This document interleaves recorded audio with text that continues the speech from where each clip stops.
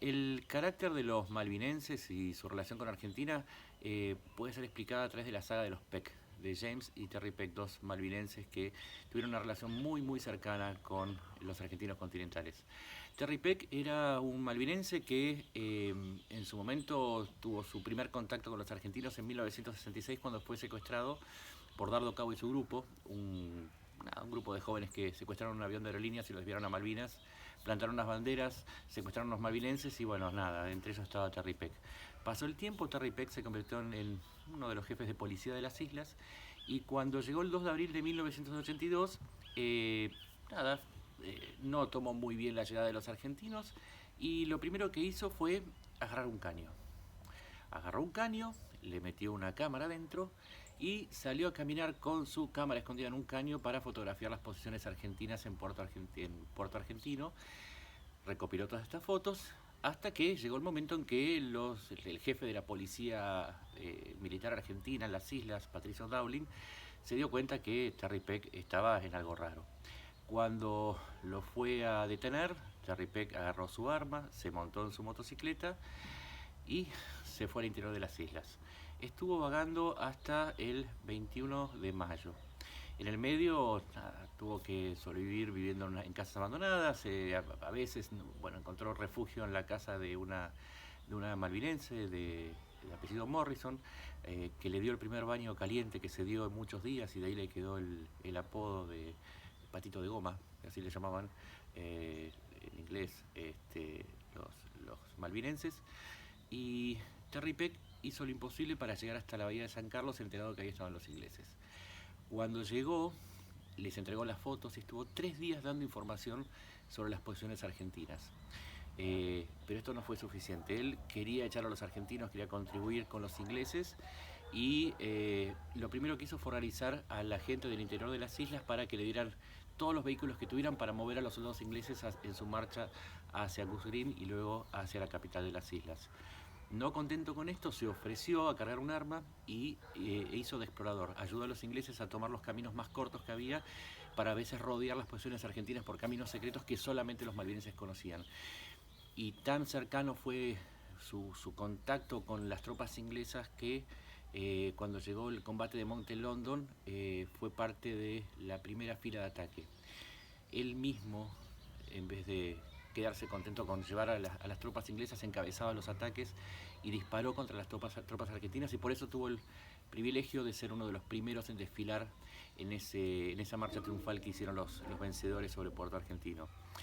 Termina la guerra, Terry Peck es condecorado con una orden que le da la reina de Inglaterra y acá entra en la historia su hijo James. James tenía 12 años cuando empezó la guerra, él recordó siempre este, con mucho dolor a los soldados argentinos, él recordaba que los veía tan jóvenes y que le daban plata para que le fueran a comprar caramelos a los negocios de las islas porque los soldados argentinos no podían. Él no tuvo la misma mirada que su padre. Él no odiaba a los argentinos, sentía algo te diría, hasta pena. Pasa el tiempo y Terry Peck también se empieza a enfrentar con la mirada que tenían el resto de los isleños. Se empieza a decir por qué el gobierno inglés no les permite a los familiares de los veteranos argentinos ir a las islas. Y se empieza a aislar de su comunidad. Al mismo tiempo, su hijo James empieza a pintar y se da cuenta que el horizonte de las islas le quedaba chico y viaja a donde él podía ir a todos lados. Decidió irse a Argentina. Se mudó a Buenos Aires, estuvo en el barrio de Once, incursionó un poco en lo que es el mercado local, vendió algunas pinturas, no llegó muy lejos, pero sí conoció a María, una argentina. Se casó con María y volvió a las islas. En ese momento empezó la pesadilla. Los isleños no aprobaban que él tuviera una novia argentina, menos aún que María quedara embarazada y que James quisiera tener a su hijo ahí. Le empezaron a gritar Archie Lover, o sea, son amantes de los argentinos, es uno de los peores insultos que tienen los isleños para otro. James se cansó y saben de quién obtuvo apoyo de su viejo. Su padre, Terry Peck, fue uno de los pocos que lo defendió y salió a gritarles a sus vecinos que no tenía nada que ver que su hijo estuviera enamorado de una argentina, se había enamorado. Eh, lo peor vino cuando le dijeron a James que porque María era argentina no le iban a cubrir los gastos ni del embarazo ni del nacimiento. James se enfureció, viajó a Argentina y ahí nació Jack, su hijo. Esto fue en el 2002. James estaba muy enojado con sus vecinos de Malvinas, tardó unos años en volver y volvió. Ahí yo me encontré con él, lo conocí. Él, nada, decía yo, a pesar de todo, de ser malvinense, tengo una mujer argentina y no entiendo por qué mis vecinos odian a los argentinos. La guerra ya terminó y él lo plasmaba en sus pinturas con toda esa carga de melancolía y de tristeza que le provocaba que la guerra siguiera dentro de los isleños. En el año 2006 se muere Terry Peck. James viaja a la Argentina con María y con Jack, su primer hijo. Tienen un segundo hijo.